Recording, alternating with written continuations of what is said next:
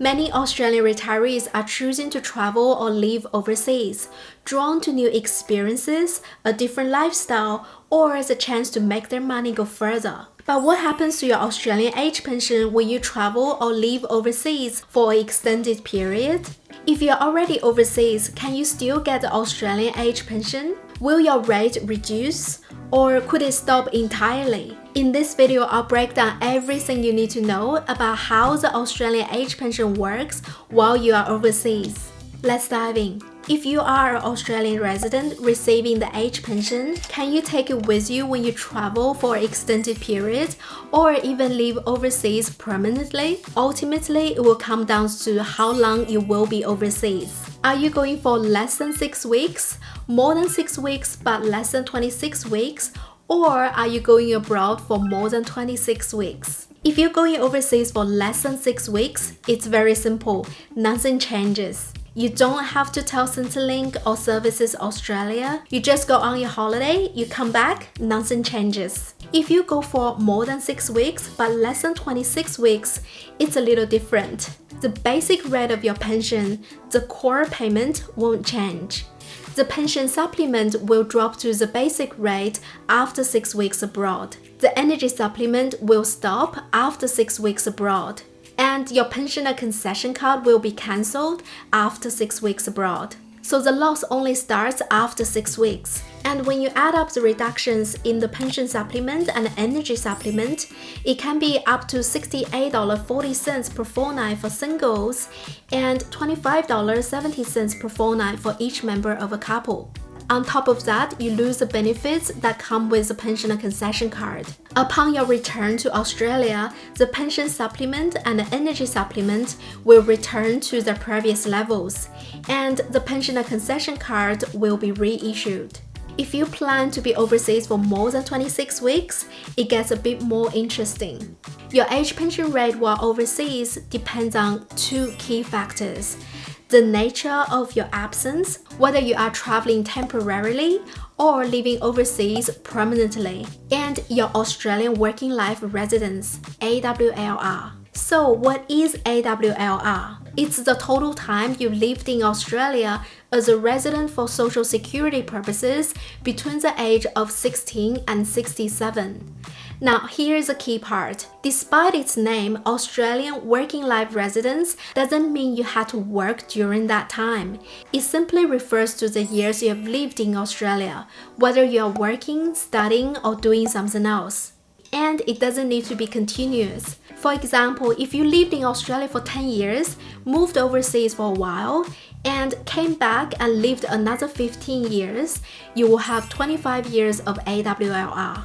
If you have 35 years or more of AWLR, your basic pension rate doesn't change, whether you are just traveling or living overseas to live in another country permanently. If you have less than 35 years of AWLR and are traveling, your basic pension rate won't change for the first 26 weeks. After that, it will be proportional to your AWLR. For example, with 25 years of AWLR, you will receive 25/35 of your usual rate. If you move overseas permanently, the proportional rate applies as soon as you leave Australia. For pension supplement, regardless of your AWLR, if you are just traveling, it is reduced to the basic rate after 6 weeks. If you move overseas permanently, it's reduced as soon as you leave Australia. Similarly, for energy supplements and pensioner concession card, regardless of your AWLR, if you are traveling, they will cease and get cancelled after 6 weeks. If you move overseas permanently, they will cease and get cancelled as soon as you leave Australia. Australia's Immigration Department tells Centrelink or Service Australia when you leave and when you return. However, it's important to notify them yourself if you plan to be away for more than 6 weeks or are moving overseas permanently. As you can see, the reason for your absence matters because it affects when certain benefits are reduced or stopped. Centrelink will need to know why you are going overseas and may ask for additional details. Let's have a look at the example. Anne is 70 years old and receives the full age pension of $1,144.40 per fortnight in Australia as a single person. She decides to travel to France to live with her daughter for a year. Because Anne has more than 35 years of Australian working life residence, she will keep receiving her full basic pension rate while staying in France. For the first 6 weeks overseas, her pension supplement and energy supplement remain the same, and her pensioner concession card stays valid. After 6 weeks, the pension supplement reduces to the basic rate of $28.90 per fortnight. The energy supplement stops completely and her pensioner concession card is cancelled. Now, if Anne had only 20 years of AWLR, her basic pension rate would change after 26 weeks overseas. It would be paid at a proportional rate based on her AWLR. Here is how to calculate that. Anne's AWLR in months is 240. Add 1 month to get 241. 35 years expressed in months is 420. Divide 241 by 420 and Anne would receive 57.38% of her usual basic rate per fortnight, which comes to $600.84. There are no further changes to the pension supplement, energy supplement, or pensioner concession card beyond the changes that happen after 6 weeks. What if you already live overseas and want to apply for the Australian age pension? If you live in a country that has no social security agreement with Australia, here is what you need to know. You must return to Australia to apply for the age pension. Once granted, the 2-year portability rule applies. This rule is specifically for former residents returning to claim the pension. It means you will need to stay in Australia for 2 years after you resume residence. That's from the date you return to Australia before lodging your application, not from the day you start receiving the pension. If you leave within the 2 years, your pension will stop, and you will have to come back to Australia and reapply. After the 2 years, your pension becomes portable and you're free to take it overseas. This rule is in place to discourage people from briefly returning just to claim the pension and then leaving again.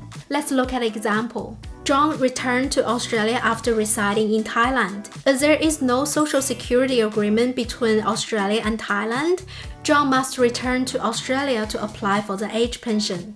After submitting his claim in Australia, John went back to Thailand to sort out his affairs in preparation for receiving the age pension overseas. However, because he left Australia, Centrelink deemed him a non-resident and his claim was rejected. John then returned to Australia and resubmitted his claim 2 weeks later. This time, he was granted the full age pension as a single person. Now, here's an important rule. For the age pension to become portable, John must live in Australia for at least 2 years. If he leaves Australia within those 2 years, he will lose his eligibility and will need to reapply when he returns. 2 years later, after residing in Australia, John's age pension is now deemed portable. Before leaving Australia to live in Thailand permanently, he informed Centrelink of his plans.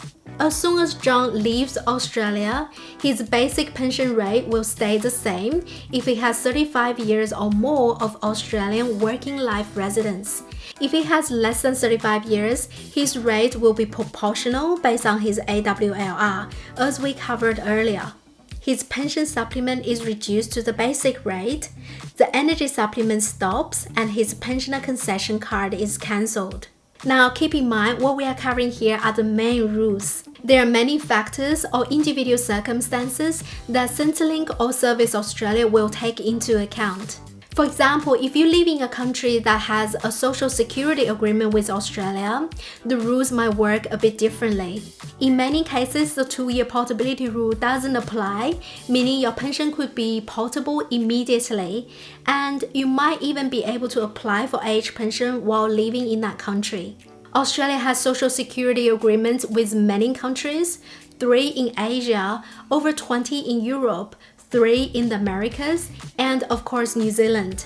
Each agreement has its own unique terms, so it's important to check the specifics for your situation. There are also smaller details and exceptions that could affect your pension outcome. So if your situation is not quite straightforward, I recommend talking to Centrelink or a financial advisor who specializes in this area to ensure you understand how the rules apply to you. How does Centrelink make payments to pensioners living overseas? If your payments can continue while you are outside Australia and you intend to be away for less than 12 months, you will continue to get paid every 2 weeks into your Australian bank account. If you intend to be away for more than 12 months, Centrelink will pay you every 4 weeks into your Australian or overseas bank account in either the local currency or US dollars. The payments are converted using the exchange rate at the time of payment. For more details about the payment schedule, check out Services Australia's website. I'll include a link in the description box down below. Now you know what happens to your Australian age pension while overseas. Watch this video to learn tips and strategies to boost your age pension entitlement. Thanks for watching. I'll see you over there.